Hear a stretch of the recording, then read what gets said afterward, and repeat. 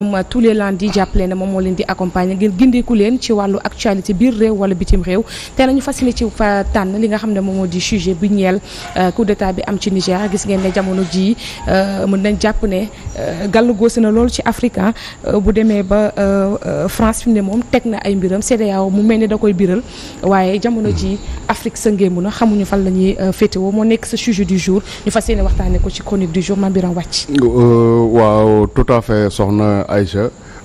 seulement nag man awma pour wax ci bitim réew ak biir réew ak bitim réew donc ba liñ ma dénk mooy bitim réew donc actualité internationale ñu xool nan lañ ci mën a defee benn chronique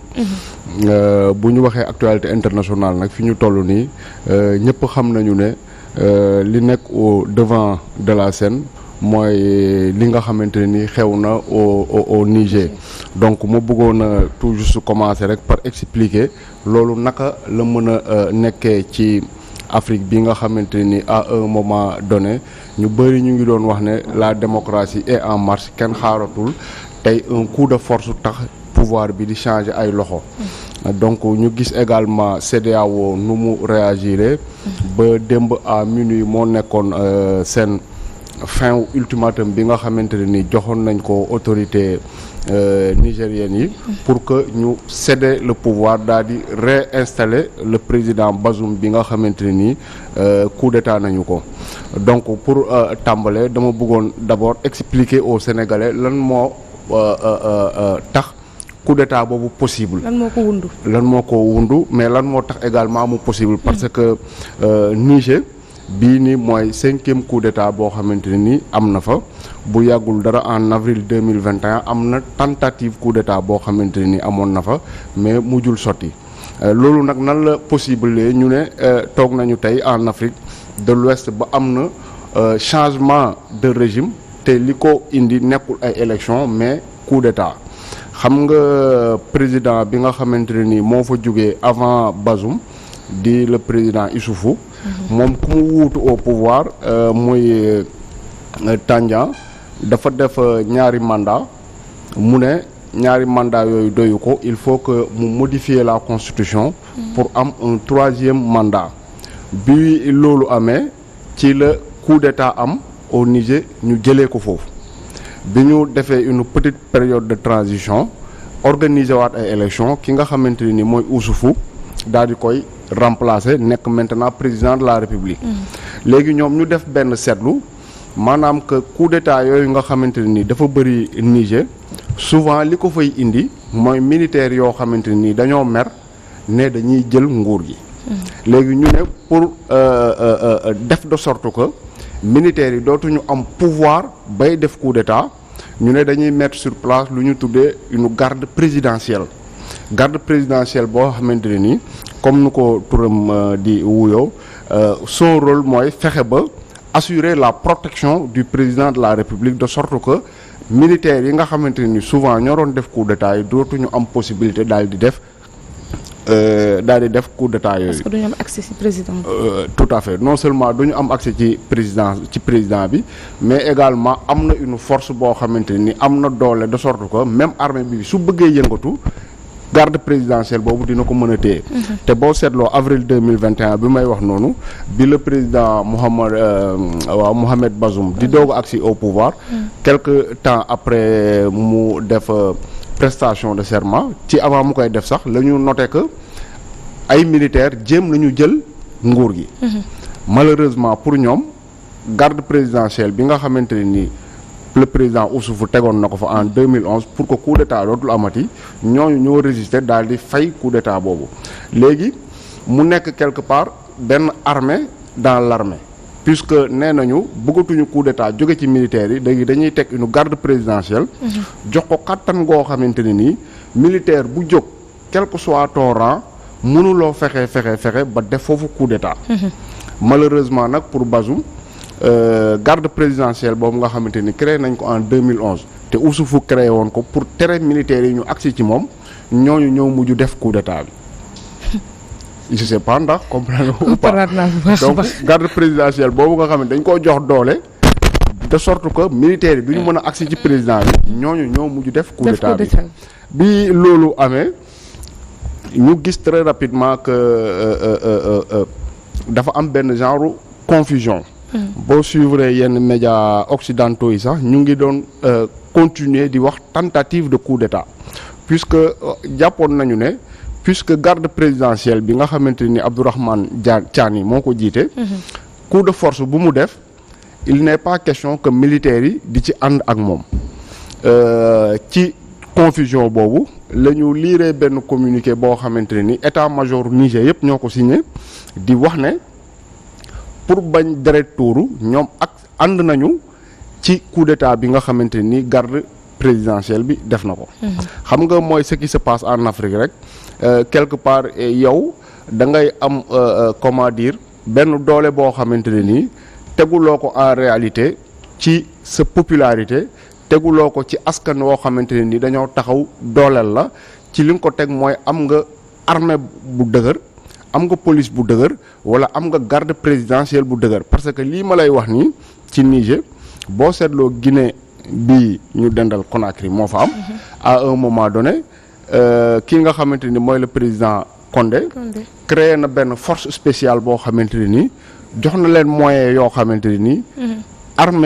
armée régulière bi amul possibilité dal ci kawam bi ñu demee ba nga xamante ne nii laaj na 3e mandat ba ne ba ne Guinéen jox nañu ko bi ñu demee ba am ay xat-xat force spéciale yooyu nga xamante ni créé woon na leen ñoo dal ci kawam daal di jël nguur gi ba le colonel Doumbouya daal di nekk à la tête du pays donc pour le cas du Niger donc comme nu ma la ko waxee bi garde présidentielle bi jëlee nguur gi nit ñi yaakaar ne armée bi nga xamante ne nii ñoom dañoo créer garde présidentielle pour armée bi ba ñu jot ci président bi ñu yaakaar ne armée boobu dina ëlbatiku di jéem a dal ci garde présidentielle bi pour installer waat le président Bazoum malheureusement ça n'a pas été possible ñoom bi ñu defee seen communiqué nee nañ ànd nañu ci coup d'état bi léegi li leer mooy quelque temps après jàpp nañu ne tout ce qui est force de défense et de sécurité au Niger ànd na ci coup d'état léegi nag mu des population yi xam nga boo dekkee dëkk bu mel ni Niger dernièrement bu ñu defee bu CEDEAO réunion le 30 juillet à Lagos parce que dañoo def benn session extraordinaire à Lagos fekk na avant boobu ñoom dañu defoon benn résolution waa CEDEAO daal di ne dootuñu nangooti coup d'état am ci sous-région bi ce qui fait que bi ñu déggee ne coup d'état am na au Niger ñoom dañu organiser aussitôt ab comment dire dañu organiser ab session extraordinaire à Lagos jël ay mesures teg ko nigériens yi mesures yoo xamante ni ça va fermeture des frontières gel des avoirs def de sorte que daal dañuy jéem a asphyxier maanaam xañ ñi nga xamante ni ñoo jël nguur gi lépp loo xamante ni mën na leen a permettre ñu daal di doxal tënk leen ci lu bari daal mangoo léegi bi ñu defee loolu ci sanction yooyu Nigéria bi nga xamante ni moom mooy fournir 70% électricité au Niger dafa couper électricité boobu xam nga loolu bu nekkee am na nga gis également en même temps parce que coup d'état bi mu ngi am le vendredi 26 juillet dès le lendemain le samedi 27 juillet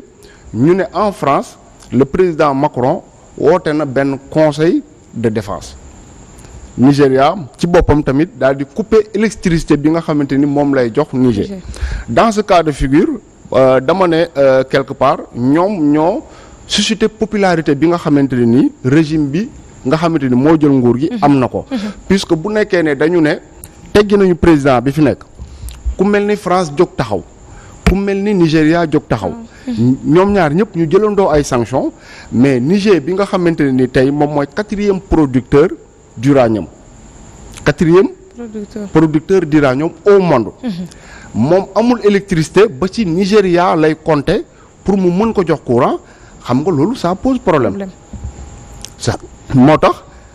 quelque part bi nga xamante ne ni dem nañu ba xaw a génn tuuti ci jaxasoo boobu nigériens yi ci seen bopp ñoom ñoo génn fees dell ci mbedd yi pour expliquer ne ñoom nguur gi nga xamante ne ni daanu na ànduñu ak moom ñoom sax jox nañu bopp militaires yi nga xamante ni ñoom ñoo leen fa remplacer donc nga gis des liesses populaires un peu partout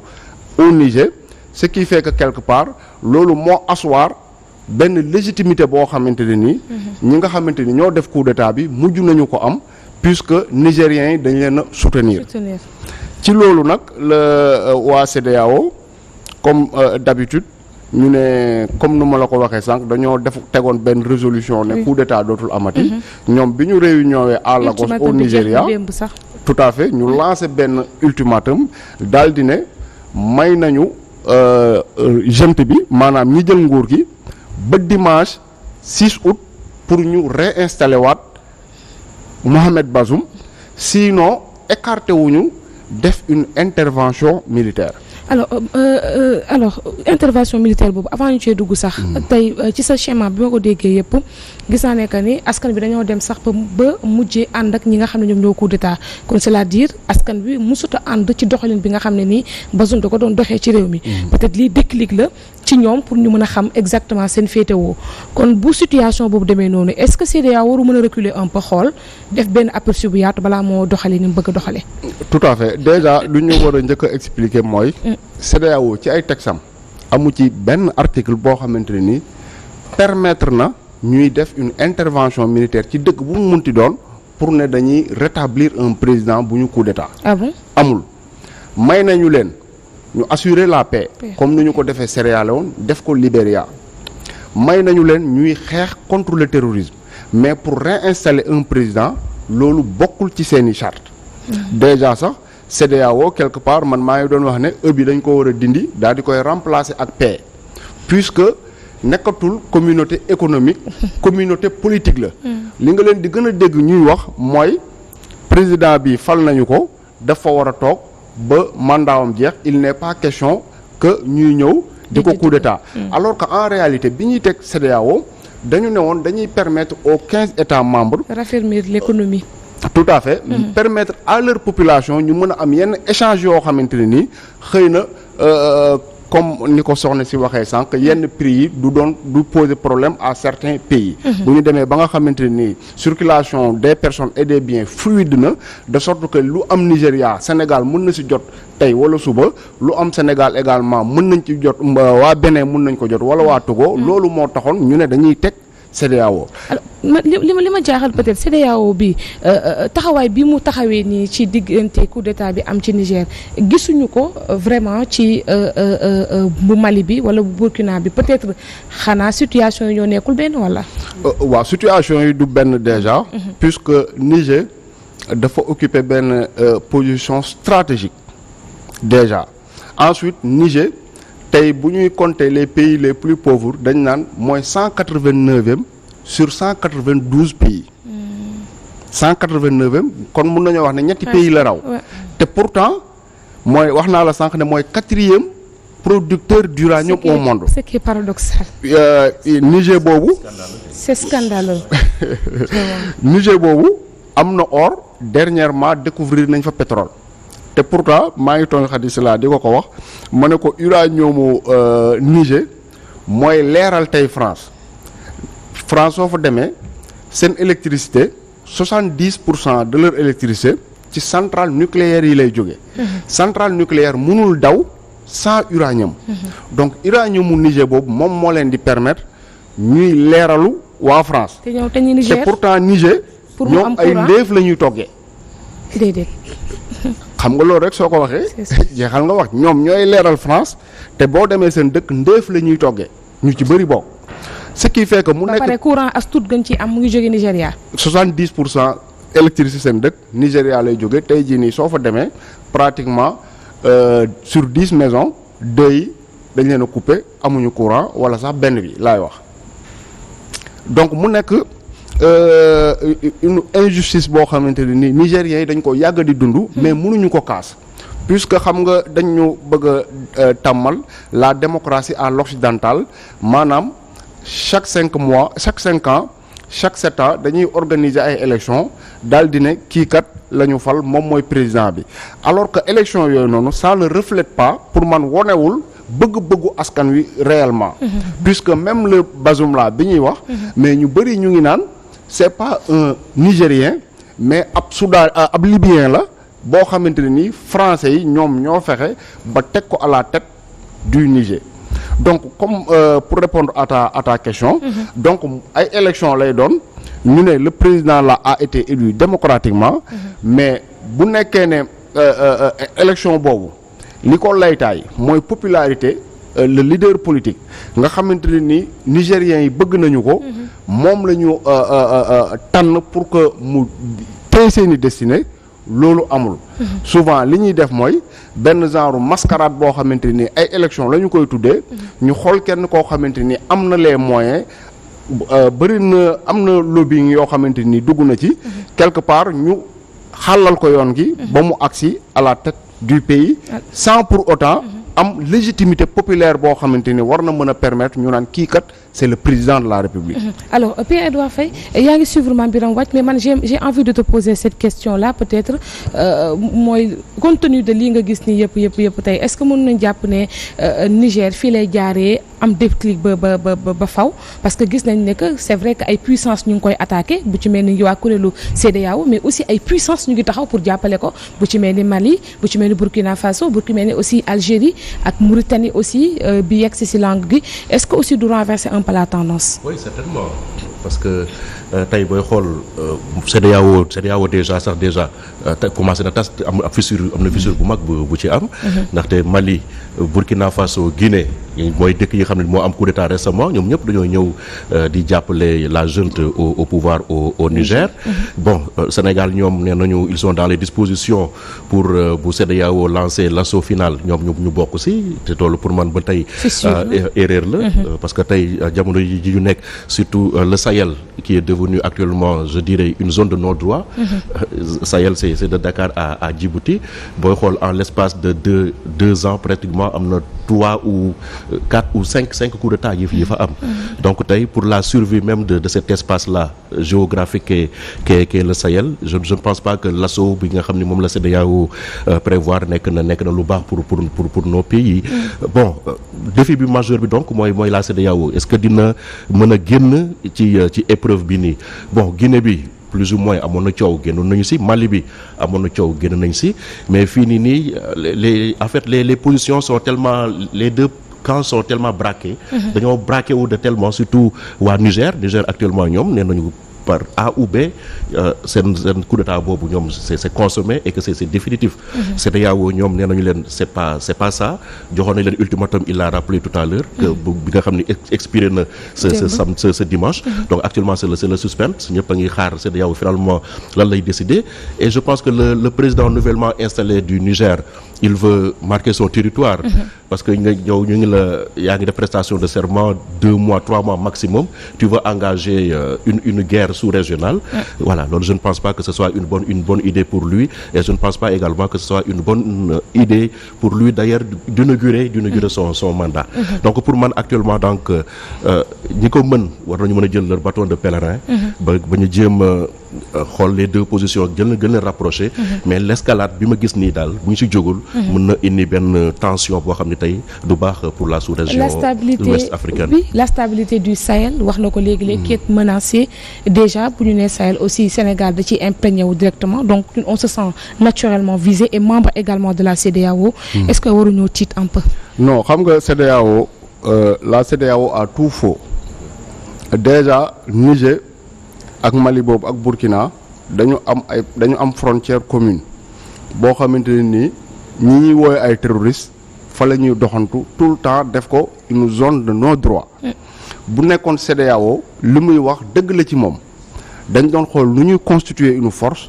pour jàppale dëkk yooyu ñu xeex ak terrorisme bi. Mais defuñu ko, dañu seetaan Niger di jàppanteeg terroristes yi, ñu seetaan Mali muy jàppanteeg terroristes yi, ñu seetaan Burkina mu jàppanteeg terroristes yi. Terroristes yooyu nga xamante ne ni dañu dem ba le président Bazoum bii nga xamante ni moom la ñu daaneel démb Niger Niger di wax ne ñoo gën a armé sax terroristes yi que armée bu Niger. Maanaam moom ci boppam le président de la République dem na ba reconnaître ne terroristes yi ñoo gën a armé wu que armée nationale bu Niger. Mu nekk loo xamante ni pour man scandale bu rëy la, te warul nekkul kàddu gu war a jóge ci gémmiñu président. Mais bu ñu tegee loolu de côté, man ba CEDEAO ne dañuy def intervention Niger, ki ma toogaloon dama ko doon ree ma ne ko ñii farce la ñuy def lu ñuy def mën nañu def intervention c'est pas à écarter. mais bu ñu nee dañuy def intervention pour delloowaat Mohamed Bazoum ci place président de la République loolu mënul ne. pourquoi Mohamed Bazoum boobu fi may wax ak yow. mu ngi Abdourahmane Tiani te ak ay ñoñam. puisque contrairement ak sunu palais bi palais wu Niger ci biir camp militaire la ne. ci biir camp militaire la ne. maanaam ñoom pour que président bi kenn du ko coup d'état dañ koo jël dugal ko ci biir camp militaire mooy garde présidentielle bu ma la doon wax sànq. pour kenn bañ jot ci moom. léegi yow yaa ngi imaginer naka la CEDEAO mën a defee une intervention boo xamante ne nii dina libérer le président Bazoum. vivant ba installé waat ko ci fauteuil président de la République. mais bu boobaa sax xanaa ñoom dañu koy libérer. réinstallé waat ko ba pare toog di xaar mandaawam jeex parce que force de défense et de sécurité yi nekk ca dëkk ba ñoom ñoo ko contre donc lekk na loo xamante ne nii bañ ko waxee ñëpp xam nañu ne loolu mënul ne seulement nag mën nañu def intervention militaire xalaat ne bu ñu ko defee Bazoum dina si ñàkk bakkanam mais bu boobaa le premier ministre bi nga xamante ni ma nga France di taxawaalu ñu pousse ko pour que quelque part moom mu nekk le président buy remplacer Bazoum loolu ay nit ñu ngi koy xalaat mais même bu nekkee loolu am na dafa mel ni comme si rek ñu ne la Sénégal gi police gendarmerie armée bi muy armée de l'air de terre et de mer ñoom ñëpp àndutuñu ak président bi mais président boobu bu force étrangère jógee fële ñëw libéré ko ba tegaat ko ci fauteuilam kan moo koy garder moom jeex c'est impossible mais li tax bëgguma ko écarter xam nga sànq maa ngi lay wax ne Niger dafa am non seulement une position géographique mais ressources yi nga xamante ni am na ko dañu am importance boo xamante ne nii France mënu ko bàyyi tey boo xoolee ñi nga xamante ni ñooy produire uranium ci àdduna bi 4 pays la principalement ñoo ci gën a joxe benn bi Canada la mu ngi jaayee kilo uranium à plus de 130 000 benn bi Kazakhstan la nga xamante ni pratiquement Russie da ciy teg loxoom ñoom tamit ñu ngi jaayee soo tapee léegi sa téléphone Google nga xool le cours mondial de l'uranium da lay wax le kilogramme ça coûte plus de 130 000 xam nga ñaata lañ koy jëndee Niger moins de 30 000 te li gën a doy waar mooy Niger boobu uranium bi mu am yëpp amul concurrence benn société française bu tudd Areva léegi mu tudd Orano moom mooy ñëw di ko exploiter boolewuñ ci américain boolewuñ ci russe boolewuñ ci belge français yi exclusivement ñoom ñooy tibb uranium bi di ko yóbbu seen dëkk léegi bu ñu demee ba nga xamante ni perte nañ Niger maanaam ñu war a jënd uranium à 130 000 le kilogramme da lay leer na day répercuter effectivement ci production des centrales nucléaires en France ce qui fait que électricité bi prix bi day yokk forcément te dégg nga français yi dernièrement seen manifestation yi ñu fi doon def ci affaire u retraite mu leer na la ne niveau de vie bi toll na foo xamante ni su ko Macron yéegalaatee mën na indi ay jafe-jafe moo tax tey nga dégg ñu ne dëkk boo xamante nii mu ngi tudd Niger nekk pratiquement xaaj bi yëpp nekk désert coup d'état am na fa ñu ne la France organisé na un conseil de défense et de sécurité donc pour dire que dëkk boobu quelque part ñoom dafa am foo xamante ni teg nañ ko fa léegi nag waaw et aussi il faut surveiller Mame Birame je pense l'attitude du Tchad et de l'Algérie parce que tey ba coup d'état bi amee rappel nga ko léegi le vendredi le samedi Idriss Déby le fils moom moo fa njëkk moom officier la donc ñoom xamante nañu entre militaire xamante nañu te en plus Algérie ñoom quoi que nee nañu ànduñu ci coup d'état bi mais ñoom ils se disent contre toute idée d'attaquer le Niger parce que xam nga Algérie ak Niger dañu am frontière de plus de 1000 kilomètres c'est ça ce qui fait que bu ñu déstabiliser le Niger forcément day am ay répercussions Algérie mais dans tous les cas Tchad déjà la première erreur bu CEDEAO def pour man mooy nga ne ñii kat dañoo jël nguur gi par force loolu yeenuwul maanaa dañoo bëgg ñu jóge fa indi président boo xamante ni dañ ko fal léegi pour waxtaanee loolu nga envoyé koo xamante ne ni papam dafa dee mu jël nguur gi xam nga loolu amul benn cohérence bu nekkee ne yow da nga bëgg comment dire ñu respecter démocratie ki ñu fa jëlee par force nga xamante ni élection la ñu wax ne moo ko fa tegoon boo demee bay dox ay tànku jàmm ki ngay yónni nekkul koo xamante ne ni ab homme de tenue lay doon boo xamante ne ni fu mu jaar ba jël nguur gi mais c'est très louche malheureusement nag loolu la CEDEAO def daal di yónni Déby Fiss mu dem foofu bu mu à un moment donné sax ñu bëri ñu ngi naan ki waroon a njëkk a dem mooy Patrice Talon bu Bénin ñu dem ba ci biir mu dëpp ñu ne li tax ñu envoyé Mahamat Déby c'est parce que kooku en tant que militaire su demee foofu dina mën a repérer fi nga xamante ne nii foofu la Bazoum nekk en cas bu ñu demee ba intervention militaire di am ñu bëri noonu lañ ko expliquer c'est des calculs mais dans tous les cas tey ultimatum bi jeex na démb président Mohamed Bazoum mu ngi toujours en détention te yaakaaruma ne il y a une infime chance pour que mu revenir au pouvoir. Malheureusement temps bi jeex na aussi mais je pense que li nga xam ne gën a analyser posture du Sénégal aussi. ouais surtout waaw bëggoon naa ci wax ñaari secondes rek waaw nekk parce que temps bi xot nañu et que dugg nañ vraiment ci Europe. xam nga dañu wax ne fi ñu toll nii tey c'est le Sénat bu Nigéria moo bloqué intervention bi ñoom loolu la ñu wax ñu ne Sénat wu Nigéria moom moo réunion am ay gouverneur yu nekk au nord du Nigéria nga xamante ni pratiquement ñoo def frontière ak Niger ñooñu ànduñu ci ay sénateurs porter seen combat ba bloquer intervention militaire bi Sénégal Assemblée nationale yëguñu ndax Sénégal day dem wala du dem yëguñu ko sax ba naan joxe nañ seen accord ou pas xam nga li ci gën a doy waar Pierre-Edouard dama lire communiqué conseil des ministres bii passé parce que normalement président Macky Sall bu demee ci réunion CEDEAO demeewu fa turam dafa dem pour le Sénégal donc bu fa jógee dafa war a rendre compte aux Sénégalais moom lan la fa waxtaane yan décision la ñu jël ak lan lañ fas yéenee def mais communiqué conseil des ministres bi gisoo ci benn phrase buy wax ci Niger loolu mu nekk ensuite ñu ne pays yi nga xamante ni ñoo pare pour envoyer ay soldats au Niger. peut-être dañoo jàpp ne Aïssata Tall wax na ko ci Aïssata Tall wax na ko ci conférence de presse du gouvernement bi rek ça va de soi. les Sénégalais xam nañu di répondre à une question qu'on lui a posée. donc bu ñu ko posé wuloon question boobu mën nañu supposer ne doonu ci wax. peut-être alors que un pays soo demee bay engager ses forces dans un autre territoire mais waxuma la sax. nga yëgal ko nit ñi mais da nga war a am autorisation assemblée nationale ñu jox la quitus boo xamante ni moo lay permettre li ngay def nga def ko au nom du Sénégal. mais tey jii nii ay soldats suñu leen envoyé Niger nekkul au nom du Sénégal mais c'est au nom de Macky Sall loolu il faut que mu leer. déjà Nigéria nee naa la seen Sénat moo ko bloqué fii Sénégal yëgaluñ ko sax population yi li ñuy dégg mooy. le ministre des Affaires étrangères posé nañu ko une question ndax Sénégal dina intervenir mu ne bu intervention di am Sénégal dina yónnee ay soldats te pourtant li nga xamante ni moo normal mooy que président de la République su jógee Lagos nga xamante ni dañ doon waxtaanee foofu affaire u CEDEAO pour di xalaat ne mën nañu intervenir bu wàccee aéroport te xam nga loolu au temps Pierre-Edouard da daan am quand un président de la République dem bitim réew su ñëwee aéroport la ko journaliste yi di xaar tàllal ko caméra pour mu wax pour mu wax lan la doxi woon bitim réew mais fi mu ne nii